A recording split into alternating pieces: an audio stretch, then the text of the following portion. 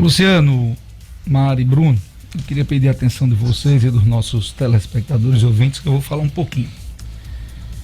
A governadora Fátima Bezerra, ela vai acabar esse processo desagradando a todo mundo, a gregos e troianos. Eu passei, Bruno, e tive o cuidado de reassistir os nossos programas, um pedacinho de cada um, no dia de ontem, à noite, dos últimos 100 dias. É impressionante como a gente é sintonizado com o que acontece no Brasil e os nossos comentários são felizes. Nós passamos, eu particularmente, passei 66 dias na defesa intransigente da vida. Que números não eram justos. Discuti com o Bruno aqui, inclusive concordei muitas vezes, que quando o problema era com o outro, você não estava muito preocupado. Mas quando aquela vida que estava em jogo era alguém próximo seu, você dava valor à situação. Passei 66 dias aqui defendendo isso. Critiquei o presidente Bolsonaro duramente. Cheguei a chamar o presidente de irresponsável pelas posturas em entrevistas e em transmissões de rede de TV e rádio no Brasil. Cheguei a dizer que ele é irresponsável, o presidente da República. Foi intransigente aqui, 66 dias na defesa da vida. Tem 212 postagens no blog do BG, em março, abril e maio, sempre na defesa da vida, priorizando a vida em relação à economia. Sofri pressão, amigos meus foram grosseiros comigo, infelizmente, porque a gente vive esse fla-flu. Alguns me pediram para tirar da lista de transmissão. Eu, como levo as coisas de uma forma para o lado do humor, ainda salvei aquele emotion Lula livre. Quando o cara começava a me criticar, eu dizia Lula livre. Aí ele começava a rir e eu desarmava ele. Mas foi duro. Eu recebi ligação do meu anunciante mais antigo, Luciano Kleber. Ele disse: BG, meu irmão, a gente tá junto aí há 8 anos. Você não tá vendo a nossa situação? Como é que você não tem um olhar para a economia? Você tem um cargo aí, deve ser por isso que você está confortável. E eu disse: não, rapaz. Eu tenho certeza que eu estou fazendo o que é certo. Eu estou indo na mesma linha que me deixou conhecido, me colocou na rádio e sou líder de audiência na internet e no Rádio Potiguar. E vou continuar assim.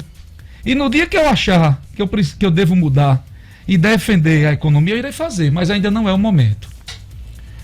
Acabamos bem essa ligação, mas foi duro. Quantos amigos não passaram mensagem? Amigo, você está perdendo a audiência.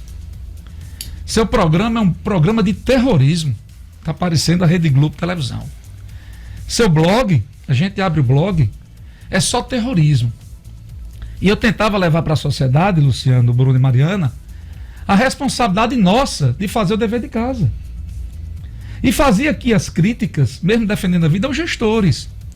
Que o motivo do isolamento era estruturar o sistema de saúde para que a gente tivesse leitos, para que se tivesse aperreio, ter onde se tratar. Mas o Brasil conseguiu se superar. Mais uma vez, nós viramos case mundial.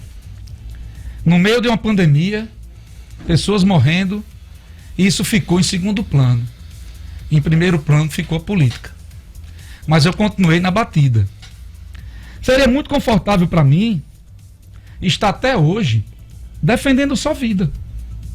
Mostrando que os óbitos não são números, são pessoas. E só sabe a dor quem perde. E eu perdi amigos pelo Covid. E não foi só um. Seria muito confortável para mim. Eu tenho um blog com 22 anunciantes. Não cabe mais nenhum. Estou lotado. Eu tenho este programa com toda a pasta comercial vendida. Eu tenho uma empresa que tem bons contratos, graças a Deus. E sou diretor da TV Assembleia. Seria muito confortável chegar aqui e dizer: vamos continuar fechado. Bora continuar fechado. Eu estou lotado, eu não estou com problema de receita. Seria muito confortável. Mas eu estaria sendo covarde, eu estaria sendo falso, eu não estaria sendo BG. É muito difícil a situação do Brasil. E a governadora do estado tem que ter muito cuidado. Eu vou voltar para o início, governadora. A senhora vai acabar desagradando todo mundo. Para os ministérios públicos, é muito fácil essa recomendação de continuar fechado. É muito fácil. Eu quero saber, governadora, quando chegar dezembro, quando chegar o 13º, a senhora não tiver dinheiro para pagar. Vai acontecer isso. Se tiver alguém ligado à governadora, pegue esse vídeo e mande para ela. O governo do estado não vai ter dinheiro para pagar dezembro nem o 13º de 2020. Só se fizer operação financeira. O governo do estado não vai conseguir pagar o que deve aos servidores públicos de 2018. Você, servidor público, que está dentro de casa com seu salário garantido, comece a pensar nisso. Sem entrada de ICMS, sem repasse de IPI, sem repasses federais, o estado não se mantém. Você, promotor e procurador, comece a pensar nisso. Porque, governadora, quando faltar o dinheiro para o 12º e para pagar os servidores, esses que estão em casa nesse exato momento, dizendo que a senhora é irresponsável em abrir o comércio ou flexibilizar ou mudar o decreto, serão os primeiros a pedir o impeachment da senhora. Serão primeiros a dizer que a senhora não presta. Os promotores e procuradores, quando a senhora precisar diminuir o 12º, serão os primeiros a acionar a senhora na justiça, governadora. Não tenha dúvida disso. Eu sei que não é fácil o momento. Eu sei que não é fácil tomar decisão. Mas posso afirmar, até porque já defendi decretos da senhora aqui, inclusive levando o nome de Babão, de ter decisão, de ter posição. E a senhora precisa olhar para o Rio Grande do Norte na frente, governadora. Eu, pelo menos, não vejo irresponsabilidade por parte do governo, vejo que a senhora está fazendo o que pode. A senhora não será acusada amanhã de irresponsável. Mas não pode a gente viver nesse estado. Vai acabar desagradando aos dois. O Rio Grande do Norte vai acabar quebrado, falido, a situação da gente já era muito ruim, está piorando, e o auxílio federal vai parar. Qual é o estado que nós teremos pela frente? Será que o Procurador-Geral da República, os procuradores do Ministério Público Federal, vão ter ações de cortar, de diminuir seus vencimentos? Será que quando acabar o dinheiro que tem em caixa do Ministério Público Estadual, dos outros poderes, eles vão esperar de forma tranquila o governo do estado dizer que não tem para repassar, para pagar? É difícil, é um erro. E eu não estou minimizando a vida, eu não estou relativizando a vida. Vou repetir, passei 66 dias nessa defesa intransigente. Mas me sinto na obrigação de agora dizer isso. A senhora, governadora do estado, Fátima Bezerra, será a primeira cobrada quando não tiver dinheiro para pagar o funcionalismo público.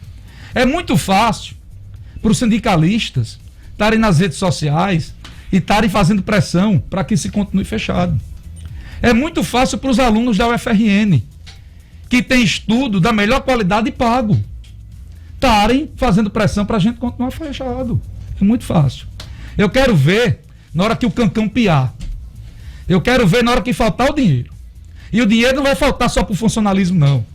Vai faltar para essa saúde, que hoje diz que só abre quando a gente tiver 30% dos leitos ocupados.